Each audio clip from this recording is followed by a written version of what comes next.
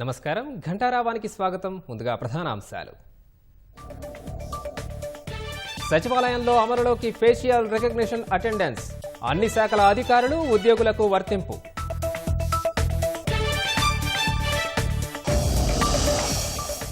నీటిపారుదల ఏఈఈ నికేష్ను కస్టడీకి తీసుకోనున్న ఏసీబీ. బినామీ ఆస్తులపై దర్యాప్తు చేయనున్న అధికారులు.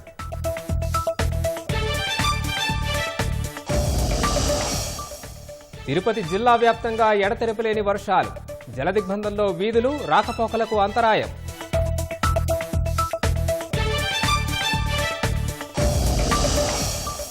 మహారాష్ట్ర మంత్రివర్గ విస్తరణపై సస్పెన్స్ కు త్వరలో తెర. కొత్త ఫార్ములా సిద్ధం చేసిన మహాయుతి కూటమి పార్టీలు.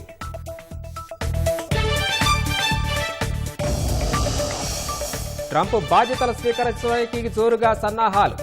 కార్యక్రమానికి చైనా అధ్యక్షుడు జిన్పింగ్ కు ఆహ్వానం.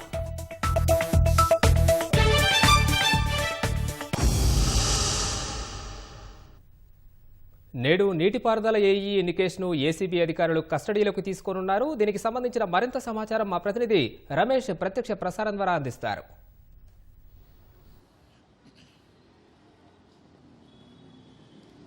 ఆదాయానికి మించిన ఆస్తి కేసుల్లో నీటిపారుదల శాఖ ఏఈగా పనిచేస్తున్న నికేష్ కుమార్ని కొద్దిసేపటి కిందనే చెంచల్గూడ జైల్లో ఏసీబీ అధికారులు కస్టడీ తీసుకొని నాంపల్లిలోని ఏసీబీ కార్యాలయానికి తరలించున్నారు. మరి కాసేపట్లో ఏసీబీ కార్యాలయానికి వచ్చిన తర్వాత అతన్ని 4 రోజుల పాటు ఏసీబీ అధికారుల విచారణ కొనసాగించే అవకాశం ఉంది. ఇప్పటికే అతనికి సంబంధించి కూడా తాజాగా జరిపిన సోదాలలో కూడా దాదాపు 17 కోట్ల వరకు అధికారులు కీలకమైన డాక్యుమెంట్లు, తర్వాత ఫామ్ హౌస్లతో పాటు కమర్షియల్ బిల్డింగ్లో కూడా ఆస్తుల పత్రాలను అయితే ఏసీబీ అధికారులు అయితే గుర్తించిన సంగతి తెలిసింది. అయితే ఈ రోజుతో పాటు 4 రోజుల పాటు కస్టడీలో భాగంగా అతనికి కూడబెట్టిన ఆస్తులకు సంబంధించి వివరాలు అయితే అతని నుంచి అయితే వివరాలు అయితే సేకరించే అవకాశం ఉంది. ఇప్పటికీ ఏసీబీ అధికారులు స్వాధీనం చేసుకున్న పత్రాలను కూడా పరిశీలించిన తర్వాత వాటిపైన కూడా వివరాలు అయితే సేకరించే అవకాశం ఉంది. ఇప్పటివరకు బినామీగా కొంతవరకు కుటుంబ సభ్యులు, తర్వాత వారి సన్నిహితుల పైన కూడా కొంతవరకు ఆస్తులను కూడబెట్టారు, ఆస్తుల వాళ్ళ పేరు మీద పెట్టారని చెప్పి కూడా కొంతవరకు గుర్తించినప్పటికీ వాటిని ఆధారంగా కూడా కస్టడీలో విచారించే అవకాశం ఉంది. ఇప్పటికే అతనికి సంబంధించిన 8 బ్యాంక్ లాకర్లను గుర్తించినప్పటికీ ఆ బ్యాంక్ లాకర్లు అతని సమక్షంలోనే, ఈ కస్టడీలో ఉన్న సమయంలోనే అతని సమక్షంలోనే బ్యాంక్ లాకర్లను కూడా ఓపెన్ చేసి వాటిలో ఉన్న వాటిని కూడా స్వాధీనం చేసుకోవడానికి కూడా అధికారులు, ఏసీబీ అధికారులు అయితే సిద్ధంగా ఉన్నారు. ఇప్పటివరకు స్వాధీనం చేసుకున్న వాటిలో ఐఫోన్లు కూడా ఉండడం, ఆ ఐఫోన్లు కూడా విశ్లేషిస్తున్నారు. ఐఫోన్లకు సంబంధించి కూడా అతనికి తర్వాత ఇతర ఉన్నతాధికారులకు సంబంధించి ఏ విధంగా ఉండబోతుంది అనేది కూడా చూడాలి. ప్రస్తుతం మనం ఏసీబీ కార్యాలయంలో ఉన్నాం. ప్రస్తుతం అంటే అతన్ని అదుపులో తీసుకొని తర్వాత ఇప్పటికే ఏసీబీ కార్యాలయానికి అయితే ప్రస్తుతం అయితే తీసుకువచ్చారు. తర్వాత ఈ రోజు నుంచి కూడా 4 రోజుల పాటు అతన్ని విచారించిన తర్వాత అతనికి ఉన్న బ్యాంక్ లాకర్లు, ఎక్కడైతే బ్యాంక్ లాకర్లు ఉన్నాయో ఆ బ్యాంక్ లాకర్లను కూడా అధికారులు అయితే ఆయన సమక్షంలో కూడా తెరిచే అవకాశం ఉంది.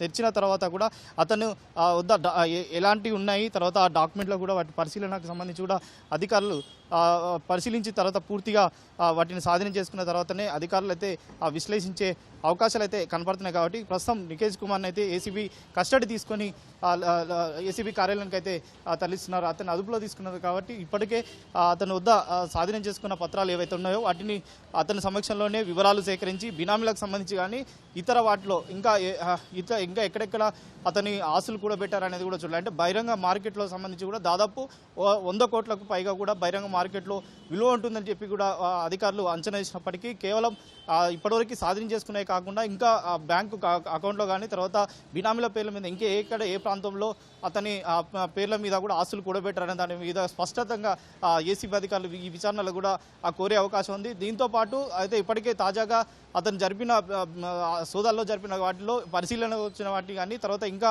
మిగతా వాటి వాళ్ళ స్నేహితుల పైన కూడా కొన్ని బ్యాంక్ లాకర్లో కూడా కొంతవరకు దాచిపెట్టారని ఒక సమాచారం ఉన్నకు వాళ్ళని కూడా పిలిచి తర్వాత వాళ్ళ బ్యాంక్ లాకర్లను కూడా ఓపెన్ చేసే అవకాశం ఉంది. ఇతనికి సంబంధించిన బ్యాంకు ఖాతాలు, తర్వాత ఇతని కుటుంబ సభ్యులపైన బ్యాంక్ ఖాతాల్లో ఏవైతే ట్రాన్సాక్షన్ జరిగినా వాటిని పూర్తిగా నిలిపివేయాలని చెప్పి కూడా బ్యాంక్ అధికారులు కూడా లేఖలు రాసి వాటిని అయితే పూర్తిగా సమీపింపజేయడం జరిగింది. ఇప్పటివరకు స్టేట్మెంట్లకు సంబంధించి కూడా అతని బ్యాంక్ ఖాతాలో ఎంతవరకు ఆ ట్రాన్సాక్షన్ నిర్వహించారనే దాన్ని కూడా ఆ వివరాలు అయితే ఇప్పటికే ఏసీబీ అధికారులు తీసుకున్నారు. కాబట్టి వాటిని దృష్టిలో పెట్టుకొని కూడా పూర్తి స్థాయిలో ఈ కస్టడీలో విచారించే అవకాశం ఉంది. దీంతో పాటు అతనికి ఇంకా ఐఫోన్ ఇప్పటికే కస్టడీకి సంబంధించి కూడా ప్రశ్నలు అయితే అతను ఏసీబీ అధికారులు అయితే సిద్ధం చేసుకోవడం జరిగింది. ఎక్కడ ఏటి దాచిపెట్టారు వాటికి సంబంధించి కూడా వివరాలు సేకరిస్తున్నారు. మరొక పక్క బినామీ పేర్ల మీద అంటే కొద్ది ఉద్యోగంలో చేరిన కొద్ది సమయంలోనే ఇంతవరకు భారీగా అక్రమంగా ఆస్తులు ఏ విధంగా కూడబెట్టారని దాని మీద కూడా ఏసీబీ అధికారులు అయితే దృష్టి పెట్టే అవకాశం ఉంది. కేవలం ఇటు రంగారెడ్డి జిల్లా గండిపేట మండలం తర్వాత ఇబ్రహీంపట్నం మండలం సంబంధించి కూడా ఏఈగా పనిచేసిన సమయంలోనే అక్రమంగా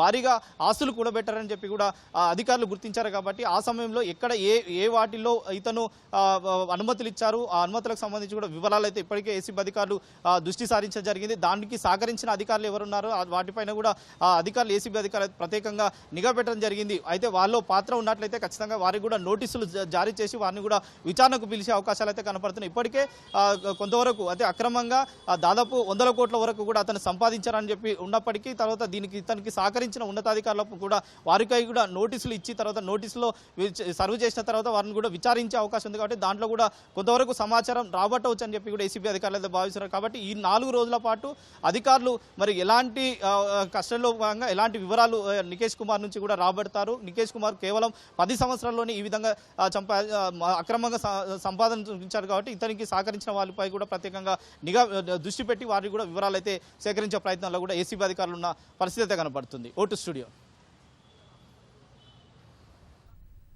ధన్యవాదాలు రమేష్. అక్రమమని తెలిసి అనుమతులిచ్చి ఆ తర్వాత అక్రమ నిర్మాణాలంటూ కూల్చివేస్తే అధికారులే నష్టపరిహారం చెల్లించాలని ఆదేశాలు జారీ చేయాల్సి ఉంటుందని హైకోర్టు హెచ్చరించింది.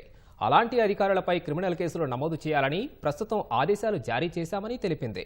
ఇకపై అక్రమ నిర్మాణాల కూల్చివేతల వ్యవహారంలో వాటికి అనుమతులిచ్చిన అధికారుల ఆస్తుల జప్తునకు ఆదేశాలు జారీ చేయాల్సి ఉంటుందని వ్యాఖ్యానించింది. రంగారెడ్డి జిల్లా శంషాబాద్ మండలం నర్కుడ గ్రామంలోని మంగర్షికుంట ఎఫ్టీఎల్ బఫర్ జోన్ పరిధిలో ఉన్న నిర్మాణాల్ని తొలగించాలంటూ నీటిపారుదల శాఖ అధికారులు నోటీసులు ఇచ్చారు. వీటిని సవాల్ చేస్తూ సచిన్ జైస్వాల్ మరో 2 హైకోర్టులో పిటిషన్ దాఖలు చేశారు. దీనిపై జస్టిస్ సివి భాస్కర్ రెడ్డి విచారణ చేపట్టారు. పిటిషనర్ తరపు న్యాయవాది వాదనలు వినిపిస్తూ నీటిపారుదల శాఖ అసిస్టెంట్ ఎగ్జిక్యూటివ్ ఇంజనీర్ ఈ నెల 4న గోడకు నోటీసులు అతికించారని 7 రోజుల్లో ఎఫ్టీఎల్ బఫర్ జోన్ పరిధిలో ఉన్న నిర్మాణాల్ని తొలగించాలని ఇందులో పేర్కొన్నారన్నారు. అనుమతులు తీసుకుని నిర్మించుకున్న రేకుల ఇళ్లను కూల్చివేయడానికి ప్రయత్నిస్తున్నారన్నారు. తమ నిర్మాణాల విషయంలో జోక్యం చేసుకోకుండా ఆదేశాలివ్వాలని కోరారు. వాదనల్ని విన్న న్యాయమూర్తి అధికారులు ఇచ్చిన అనుమతులతో కట్టుకున్న ఇళ్లను కూల్చివేస్తామంటే ఎలా అని ప్రశ్నించారు. బఫర్ జోన్ ఎఫ్టీఎల్ పరిధి ఎంతవరకో స్పష్టత ఉంటుందని, ఇరిగేషన్, మున్సిపల్, పంచాయతీ అధికారులు జీవో 168 ప్రకారం అనుమతులు ఎందుకివ్వారని ప్రశ్నించారు. అక్రమ నిర్మాణాల్ని కూల్చివేసి చెరువుల పరిరక్షణ చేపట్టాలని సుప్రీంకోర్టు సహా ఉన్నత న్యాయస్థానం ఉత్తర్వులు జారీ చేసిన మాట వాస్తవమేనని, అలాగని నిబంధనల్ని ఉల్లంఘించరాదన్నారు. అక్రమ నిర్మాణాలు అని తేలినప్పుడు తగిన నోటీసులు జారీ చేసి వివరణ తీసుకుని చర్యలు తీసుకోవాల్సి ఉందన్నారు. చెరువులు, కుంటలు వంటి జలవనరుల్లో నిర్మాణాలకు అనుమతులు ఎలా మంజూరు చేస్తారని, నిర్మాణాలకు అనుమతులిచ్చి తీరా అవి పూర్తయ్యాక బఫర్ జోన్ ఎఫ్టీఎల్ పరిధిలో ఉన్నాయంటూ కూల్చివేస్తామంటే ఎలా అని ప్రశ్నించారు. అక్రమ నిర్మాణాల్ని కూల్చివేసినందుకు ప్రభుత్వం నష్టపరిహారం చెల్లించాల్సిన అవసరం లేదని, అది ప్రజాధనమని స్పష్టం చేశారు. అధికారులు చేసిన తప్పులకు ప్రభుత్వం ఎందుకు చెల్లించారని న్యాయమూర్తి ప్రశ్నించారు. దీనిని అధికారుల నుంచే రాబట్టారని, వారి ఆస్తుల్ని జప్తు చేస్తే తాతలు కనిపిస్తారని వ్యాఖ్యానించారు.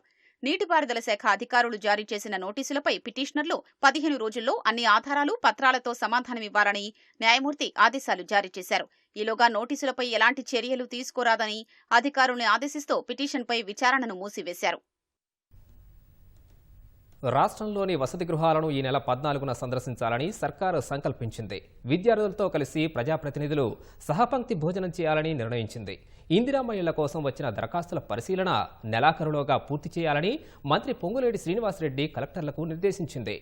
500 మందికి ఒక సర్వేరు చొప్పున ఏర్పాటు చేసి రేపటికల్లా సామాజిక సర్వే పూర్తి చేయాలని స్పష్టం చేశారు. మరోవైపు ఈ నెల 15, 16 తేదీల్లో జరిగే గ్రూప్ 2 పరీక్షకు అధికారులు విస్తృతంగా ఏర్పాట్లు చేశారు. ఏడాది విజయోత్సవాలు ఘనంగా చేపట్టిన కాంగ్రెస్ సర్కార్ పాలనపై మరింత దృష్టి సారించింది. ప్రభుత్వం ప్రతిష్టాత్మకంగా చేపట్టిన ఇందిరమ్మ ఇళ్ల కోసం 80 లక్షల దరఖాస్తులు వచ్చాయి. ఈ నెల 31 నాటికి వాటన్నింటినీ పగడ్బందీగా సమగ్రంగా పరిశీలించాలని గృహ నిర్మాణ శాఖ మంత్రి పొంగులేటి శ్రీనివాసరెడ్డి కలెక్టర్లను ఆదేశించారు. సీఎం సలహాదారుడు వేం నరేందర్ రెడ్డి సీఎస్ శాంతికుమారితో కలిసి సచివాలయంలో నుంచి కలెక్టర్లతో మంత్రి పొంగులేటి శ్రీనివాసరెడ్డి వీడియో కాన్ఫరెన్స్ నిర్వహించారు. ఇందిరమ్మ ఇళ్ల పరిశీలన, గ్రూప్ 2 పరీక్షల నిర్వహణ, మెస్ ఛార్జీల పెంపు, సామాజిక సర్వే తదితర అంశాలపై సమీక్షించారు. ప్రతి 500 మందికి ఒక సర్వేయర్ను నియమించుకోవాలని సూచించిన మంత్రి వివరాల్ని మొబైల్ యాప్లో నమోదు చేయాలని స్పష్టం చేశారు.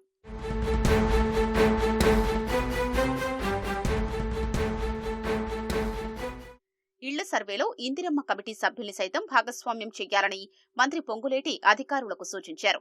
ఎక్కడైనా ఇందిరమ్మ కమిటీలు లేకపోతే వెంటనే ఏర్పాటు చేయాలని వెల్లడించారు. సర్వే నిర్వహించే గ్రామంలో ముందు రోజు రాత్రి చాటింపు వేయాలని, స్థానిక పరిస్థితులకు అనుగుణంగా కలెక్టర్ ప్రణాళికలు రూపొందించుకోవాలని మంత్రి తెలిపారు. ఏ ఒక్క దరఖాస్తును విడిచిపెట్టకుండా పారదర్శకంగా సర్వే నిర్వహించారని వివరించారు. సర్వే వివరాలపై రోజు కలెక్టర్ సమీక్షించడంతో పాటు ఫిర్యాదులు, సలహాల కోసం ప్రతి జిల్లా కేంద్రంలోనూ టోల్ ఫ్రీ నెంబర్లు ఏర్పాటు చేసుకోవాలని సూచించారు. ఈ ఏడాది 4.5 లక్షల ఇందిరమ్మ ఇళ్లు నిర్మిస్తామన్న మంత్రి ఇది నిరంతర ప్రక్రియగా అభివర్ణించారు.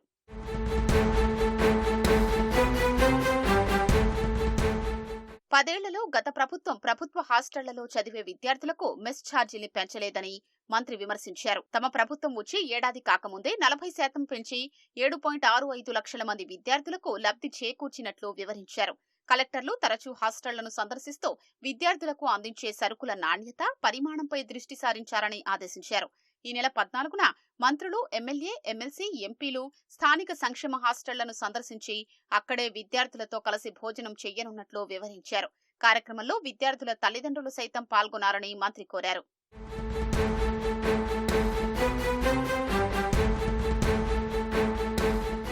రాష్ట్రంలో దాదాపు 99.09% సామాజిక కుటుంబ సర్వే పూర్తయిందని మంత్రి పొంగులేటి వెల్లడించారు. 1,16 లక్షల కుటుంబాలకు గాను 1,12 లక్షల కుటుంబాల వివరాలు సేకరించినట్లు తెలిపారు.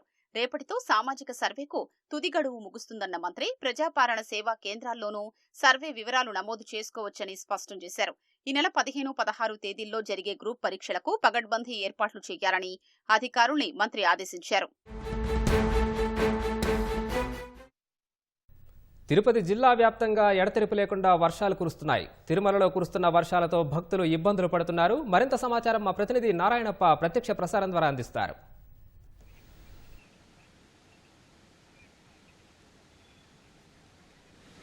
అనేది బంగాళాఖాతంలో ఏర్పడిన అల్పపీడన ప్రభావంతో ఉమ్మడి చిత్తూరు జిల్లాలో విస్తారంగా వర్షాలు కురుస్తున్నాయి. నిన్న రాత్రి నుంచి ఎడతెరిపి లేకుండా వర్షాలు కురుస్తున్నాయి. అదేవిధంగా ఇవాళ ఉదయం నుంచి భారీ వర్షం కురవడంతో అనూహ్యంగా వచ్చిన ఈ వర్షాలతో తిరుపతి, తిరుమలలో లోతట్టు ప్రాంతాలన్నీ జలమయం అవుతున్నాయి. ప్రధానంగా తిరుమల శ్రీవారిని దర్శించుకునేందుకు వచ్చిన భక్తులు ఎడతెరిపి లేకుండా కురుస్తున్న వర్షాలతో తీవ్ర ఇబ్బందులు ఎదుర్కొంటున్నారు. ఇప్పటికే తిరుమలలో భారీగా కురుస్తున్న వర్షాలతో చాలా ప్రాంతాలన్నీ జలమయం అయిపోయాయి. అదేవిధంగా కనుమ రహదారుల్లో కొండ చర్యలు విరిగిపడే ప్రమాదం ఉండడంతో అప్రమత్తమైన టీటీడీ అధికారులు రాకపోకలకు ఇబ్బంది లేకోకుండా ఉండేలా ప్రత్యామ్నాయ ఏర్పాట్లు చేస్తున్నారు. కొండ చర్యలు విరిగిపడేందుకు అవకాశం ఉన్న ప్రాంతాలను గుర్తించి ఆయా ప్రాంతాలలో భద్రతా సిబ్బందిని, అదేవిధంగా పోలీసులను ఏర్పాటు చేసి వాహనాలు వెళ్లే సమయంలో జాగ్రత్తలు తీసుకునేలా చర్యలు చేపట్టారు. అదేవిధంగా ఎడతెరిపి లేకుండా కురుస్తున్న వర్షాలతో భారీగా వరద వచ్చే అవకాశం ఉండడంతో తిరుమలలోని పలు ప్రాంతాలకు రాకపోకలు తాత్కాలికంగా నిలిపివేశారు.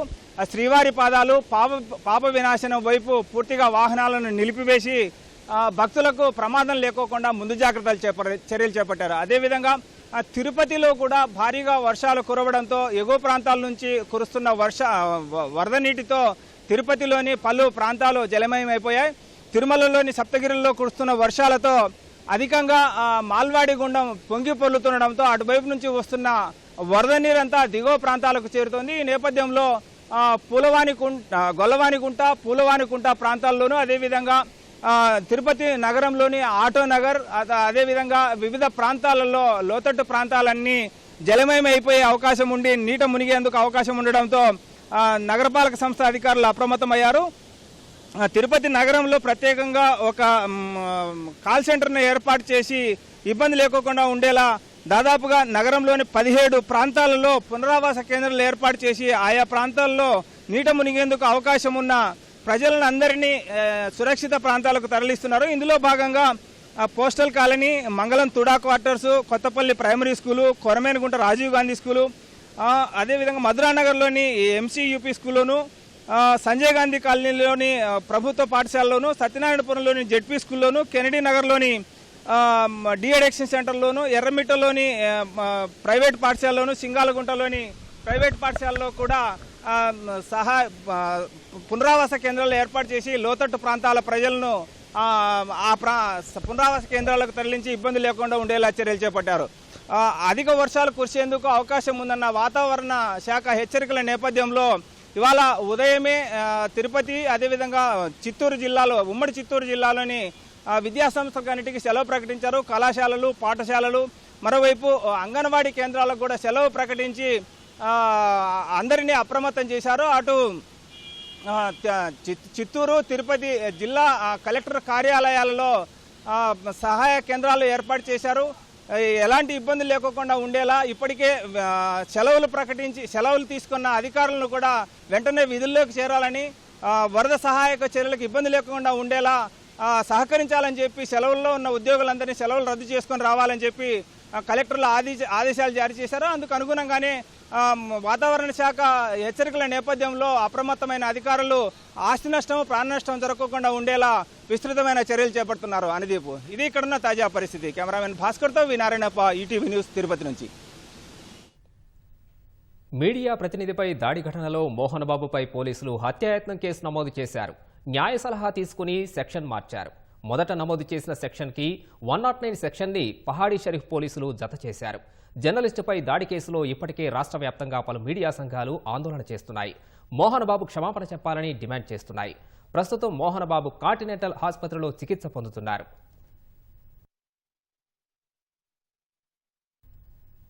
ఉద్యోగుల్లో జవాబుదారీతనం పెంపొందించడం, అవకతవకలను అడ్డుకోవడమే లక్ష్యంగా సచివాలయంలో ఫేషియల్ రికగ్నిషన్ అటెండెన్స్ను ప్రభుత్వం అందుబాటులోకి తెచ్చింది. సచివాలయంలో పనిచేసే అన్ని శాఖల అధికారులు, సిబ్బంది ఇకపై ముఖ గుర్తింపు ద్వారానే హాజరు వేయాల్సి ఉంటుంది.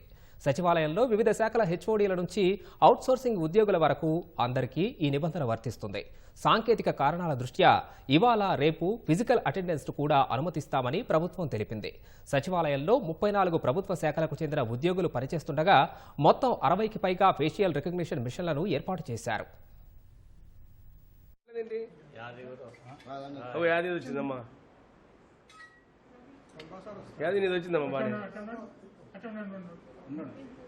నేరపాటి లక్ష్మి అంట.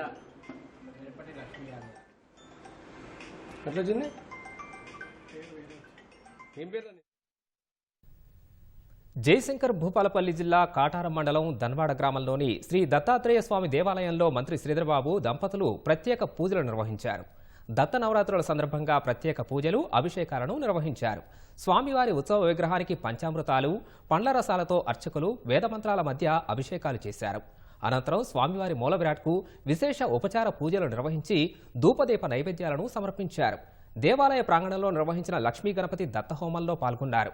అనంతరం ఆలయ అర్చకులు మంత్రి దంపతులకు తీర్థప్రసాదాలను అందజేసి వేదాశీర్వచనం చేశారు. వివిధ ప్రాంతాల నుంచి భక్తులు దేవాలయానికి విచ్చేసి దత్తుని సేవలో తరించారు. రాష్ట్ర ప్రజలంతా నిండు నూరేళ్లు ఆయురారోగ్యాలతో ఉండాలని, దత్తాత్రేయ స్వామి ఆశీస్సులు ప్రతి ఒక్కరిపై చూపాలని వేడుకున్నట్లు మంత్రి శ్రీధరబాబు తెలిపారు. పాలమూరు రంగారెడ్డిని ఎత్తిపోతల ప్రాజెక్టులోని నార్లాపూర్ నుంచి ఏదుల రిజర్వాయర్ వరకు కాల్వలకు సంబంధించిన 3వ ప్యాకేజీ పనులకు మళ్లీ అంచనాలు తయారు చేయాలని నీటిపారుదల శాఖ మంత్రి ఉత్తమ్ కుమార్ రెడ్డి అధికారులను ఆదేశించారు. ఉమ్మడి మహబూబ్ నగర్ జిల్లా సాగునీటి ప్రాజెక్టులపై మంత్రులు ఉత్తమ్ కుమార్ రెడ్డి, జూపల్లి కృష్ణారావు హైదరాబాద్ జలసౌధలో సమీక్ష నిర్వహించారు. 3వ ప్యాకేజీతో పాటు ప్రాజెక్టులోని డిస్ట్రిబ్యూటరీ నెట్వర్క్ పనులను వేగవంతం చేసేందుకు చర్యలు చేపట్టాలని మంత్రులు అధికారులకు స్పష్టం చేశారు. సంబంధిత టెండర్లు పిలవాలని తెలిపారు. లక్ష్మీదేవి పల్లికి ముందు దాని కింద ఉన్న నార్లాపూల్, ఏదుల, వట్టెం, కరివెన, ఉద్దండాపూర్ జలాశయాల పనులను వేగవంతం చేయాలని మంత్రి ఆదేశించారు. ఉద్దండాపూర్ జలాశయంతో పాటు వివిధ చోట్ల నెలకొన్న భూసేకరణ సమస్యలపైన సమావేశంలో చర్చించారు. సింగోటం నుంచి గోపల్దిన్న జలాశయం వరకు నిర్మించే లింక్ కెనాల్ నిర్మాణాన్ని త్వరగా పూర్తి చేయాలని మంత్రి జూపల్లి కృష్ణారావు కోరారు. ఉమ్మడి జిల్లాలోని చిన్న ఎత్తిపోతల పథకాలకు మరమ్మతులు చేసే అంశాన్ని పరిశీలించాలని మంత్రి ఉత్తమ్ను ఎమ్మెల్యేలు కోరారు. హైదరాబాద్ను సీవరేజ్ ఓవర్ఫ్లో ఫ్రీ సిటీగా మార్చేందుకు చేపట్టిన 90 రోజుల స్పెషల్ డ్రైవ్ కార్యక్రమం సత్ఫలితాలను ఇస్తోందని జలమండలి ఎండీ అశోక్ రెడ్డి తెలిపారు. 70 రోజుల్లో 12,673 ప్రాంతాల్లో 1,602 కిలోమీటర్ల సీవరేజ్ పైప్లైన్ శుభ్రం చేసినట్లు తెలిపారు. 1,22,000 మ్యాన్హోల్స్లో పూడిక తీసినట్లు వెల్లడించారు. నిర్దేశిత లక్ష్యంతో 50% పనులు పూర్తి చేశామన్న అశోక్ రెడ్డి జలమండలి ప్రధాన కార్యాలయంలో ప్రత్యేక డ్రైవ్ పురోగతిని వివరించారు. వర్షాకాలం నాటికి మురుగునీరు ఉప్పొంగే సమస్యను గణనీయంగా తగ్గించేందుకు సేవరేజ్ బోర్డు అధికారులు కృషి చేస్తున్నట్లు అశోక్ రెడ్డి తెలిపారు.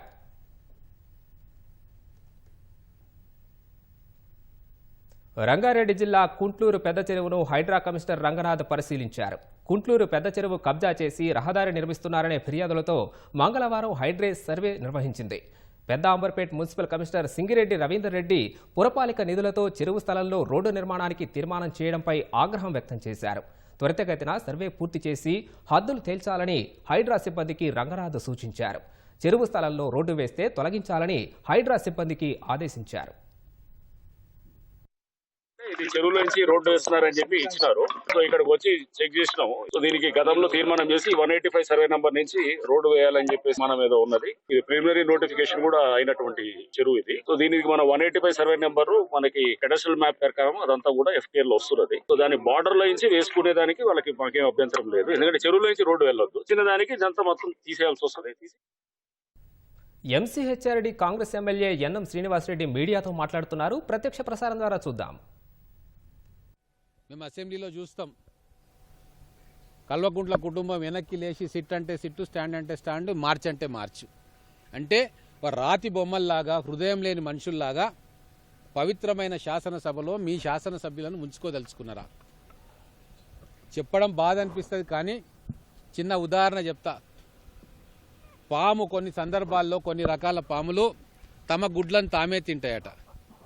అలాగే సింహం కూడా కొన్ని ప్రత్యేకమైన పరిస్థితుల్లో తమ పిల్లలను తానే చంపుకుంటుంది. అట్లాగే మీరు మీ శాసనసభ్యులకు జ్ఞానం రాకుండా, వాళ్లకు పద్ధతులు, ప్రొసీజర్స్ తెలియకుండా, వాళ్ళు మంచి శాసనసభ్యులుగా, మంచి పార్లమెంటేరియన్స్గా ఎదగకుండా వాళ్ళ ఎదుగుదలను మీరు ఆపాలని చెప్పి కోరుకుంటా ఉన్నారా? అన్ని విషయాల్లో మీరు తప్పులు చేస్తూ ఉన్నారు. శాసనసభలో చర్చకు రావట్లేదు, అనవసర విషయాల మీద రాద్ధాంతం చేస్తూ ఉన్నారు. మీ సభ్యులను స్పీకర్ మీదకి ఎగదోస్తూ ఉన్నారు. చేతులు మడుచుకుంటూ, చేతులు చూపిస్తూ గతంలో ఎన్నడూ లేని సాంప్రదాయాలన్నింటినీ తెర మీదకి తీసుకొస్తూ ఉన్నారు. ఈరోజు మంచి సాంప్రదాయం ఏంది, చెడు సాంప్రదాయం ఏంది అని చెప్పి నిష్ణాతుల చేత అందరికీ కూడా అవగాహన కల్పించే కార్యక్రమం చేస్తే సీనియర్ మంత్రులు కూడా వచ్చి కూర్చొని వింటూ ఉన్నారు. ఒక ప్రజాస్వామ్య పద్ధతిలో జ్ఞానాన్ని సంపాదించుకోవాలన్న ఆతృత మాలో ఉంటే, మా వాళ్లకు, మా శాసనసభ్యులకు ఎటువంటి జ్ఞానం వద్దు, కేవలం నేను చెప్పేదే వాళ్ళు వినాలే, వాళ్ళు ఎక్కడ చూడొద్దు, చెవులు మూసుకోవాలి, కళ్ళు మూసుకోవాలి, మేము ఎప్పుడు తెరవమంటే నోరు తెరవాలి అన్న చందాన మీరు మీ శాసనసభ్యులను తయారు చేసుకుంటా అంటే దానికి ఎవరు కూడా ఏమి చేసేది లేదు. ప్రజలు కూడా గమనిస్తూ ఉన్నారు. మంచి అవకాశాన్ని మా బీఆర్ఎస్ మిత్రులు శాసనసభ్యులు కోల్పోయిండ్రు. ఇంత మంచి అవకాశం మళ్ళా హైదరాబాద్లో దొరకదు. మీరు మీ శాసనసభ్యులకు వాళ్ళ భవిష్యత్తుకు అడ్డుగోడగా నిలుస్తూ ఉన్నారు. వాళ్ళు జ్ఞానాన్ని సంపాదించుకోవడానికి మీరే అడ్డుగోడలైనరు. ఇది మీకే నష్టం చేకూరుస్తుందని చెప్పి నేను వాళ్ళకు వినమ్రంగా వాళ్ళకు మనవి చేస్తూ ఉన్నాను. ఉమ్మడి నల్గొండ జిల్లా నుంచి కాకినాడ పోర్టుకు పీడీఎస్ బియ్యం అక్రమ రవాణాపై విచారిస్తున్నట్లు ఐజీ సత్యనారాయణ తెలిపారు. నల్గొండ, సూర్యాపేట జిల్లా కేంద్రాల్లో 6 పీడీఎస్ బియ్యం అక్రమ రవాణాదారులను అరెస్ట్ చేసినట్లు వెల్లడించారు. రాష్ట్ర సరిహద్దులో ఉన్న సూర్యాపేట, కోదాడ మీదుగా బియ్యాన్ని కాకినాడ పోర్టుకు దాటిస్తున్నట్లు గుర్తించిన అధికారులు అక్రమ దందాకు కళ్లెం వేసేందుకు చర్యలు ముమ్మరం చేశారు. నల్గొండ, సూర్యాపేటలో పర్యటించిన ఐజీ సత్యనారాయణ ఇసుక, బియ్యం, గంజాయి, గ్యాంబ్లింగ్ వంటి నేరాలపై ఉక్కుపాదం మోపుతామని స్పష్టం చేశారు. పోలీస్ శాఖ చాలా కఠినంగా ఎవరైతే చేస్తున్నారో వాళ్ళపై చర్యలు తీసుకోవడానికి సమాయత్తం అవుతున్నాం. ఈ సందర్భంగా 6 మెయిన్ ఎవరైతే కింగ్ పిన్స్ అని భావిస్తున్నారో వారిని పట్టుకోవడం జరిగింది. ఒక నల్గొండ, సూర్యాపేట CCS ఆధ్వర్యంలో వాళ్ళని ఇంట్రాగేషన్ చేసి వాళ్ళు ఏ విధంగా పీడీఎస్ రైస్ ని సేకరించి సరిహద్దులు దాటిస్తున్నారు అనేది తెలుసుకుని వారిపై కఠిన చర్యలు తీసుకోవడం జరుగుతుంది. ఇప్పటికే నల్గొండ జిల్లాలో నరసింహరావు అనే ఆయన మీద కంప్లీట్ ఇన్వెస్టిగేషన్ ఆల్మోస్ట్ కంప్లీట్ అయింది. అదేవిధంగా ఇటీవల జగదీష్ నరసింహారావు అనే ఇద్దరు వ్యక్తుల్ని పీడీ యాక్ట్ లో కోదాడ పోలీసులు పంపించడం జరిగింది. భద్రాద్రి కొత్తగూడెం జిల్లా ఇల్లందులో అనుమతులు లేకుండా పత్తి కొనుగోలు చేస్తున్న కౌంటర్లపై మార్కెట్ కమిటీ అధికారులు కొరడా జలిపించారు. టేకులపల్లి మండలంలో అనుమతి లేకుండా నిర్వహిస్తున్న పత్తి చిల్లర కౌంటర్లపై దాడులు నిర్వహించారు. టేకులపల్లి, లాఖ్యాతండ, కుంటల్ల, పెట్రాంచలక, బోడు, రామచంద్రునిపేట గ్రామాల్లో పత్తి కొనుగోలుకు సంబంధించి ట్రేడ్ లైసెన్స్ తీసుకోకుండా కొనుగోలు చేస్తున్నట్లు గుర్తించారు. 8 మంది వ్యాపారులకు సంబంధించిన కాంటాలు, బిల్లు పుస్తకాలను సీజ్ చేసినట్లు మార్కెట్ కమిటీ కార్యదర్శి తెలిపారు. ఆయా వ్యాపారుల నుంచి మార్కెట్ రుసుం వసూలు చేసినట్లు వెల్లడించారు. నిబంధనలు పాటించిన వారిపై చర్యలు తీసుకుంటామని హెచ్చరించారు. జగిత్యాల జిల్లా మాల్యాల మండలం మేడంపల్లిలో గతం తిరుపతి అనే వ్యక్తి ఇంట్లో మంటలు వ్యాపించడంతో సజీవ దహనమయ్యాడు. తిరుపతి ఇంట్లో నిద్రిస్తున్న సమయంలో విద్యుదాఘాతంతో ఒక్కసారిగా మంటలు వ్యాపించాయి. దీంతో బయటకు రాలేక మంటల్లో కాలిపోయాడు. స్థానికుల సమాచారంతో అగ్నిమాపక సిబ్బంది మంటల్ని అదుపు చేశారు. ఈలోపే తిరుపతి సజీవ దహనమయ్యాడు. పోలీసులు కేసు నమోదు చేసుకుని దర్యాప్తు చేస్తున్నారు. సరైన రోడ్డు మార్గం లేక అనారోగ్యం పాలైన 7 నెలల గర్భిణిని 3 కిలోమీటర్లు జెట్టిలో మోసుకెళ్లిన ఘటన భద్రాద్రి కొత్తగూడెం జిల్లా రాళ్లపురంలో చోటు చేసుకుంది. గ్రామానికి చెందిన 7 నెలల గర్భిణి కుంజం మాయేకు ఉన్నట్లు అకస్మాత్తుగా ఫిట్స్ వచ్చింది. సమాచారం అందుకున్న ఏఎన్ఎం వెంటనే అక్కడకు చేరుకుని ప్రథమ చికిత్స అందించినా ఫలితం లేకపోయింది. తాలిపేరు ప్రాజెక్టు నుంచి రాళ్లపురం గ్రామానికి చేరుకోవాలంటే 4 కిలోమీటర్లు రోడ్డు లేదు. కాలిబాటనే నడవాల్సిన పరిస్థితి. దీంతో గర్భిణిని ఆమె భర్త పొజ్జయ్య గ్రామస్తుల సహాయంతో మంచాన్ని జెట్టీగా మార్చి 3 కిలోమీటర్లు గ్రామశివారు చెరువు వరకు మోసుకొచ్చారు. అక్కడి నుంచి 108 వాహనంలో సత్యనారాయణపురం పీహెచ్సికి తరలించారు. అనంతరం మెరుగైన వైద్యం కోసం భద్రాచలం ప్రభుత్వాసుపత్రికి తీసుకెళ్లారు. తమ గ్రామానికి రోడ్డు సదుపాయం కల్పించాలని ఎన్నిసార్లు అధికారులకు విన్నవించుకున్నా ఫలితం లేకుండా పోతుందని గ్రామస్తులు ఆవేదన వ్యక్తం చేస్తున్నారు. అత్యవసర పరిస్థితుల్లో వైద్యం అందక అనేక మంది మృత్యువాత పడుతున్నారని వాపోతున్నారు.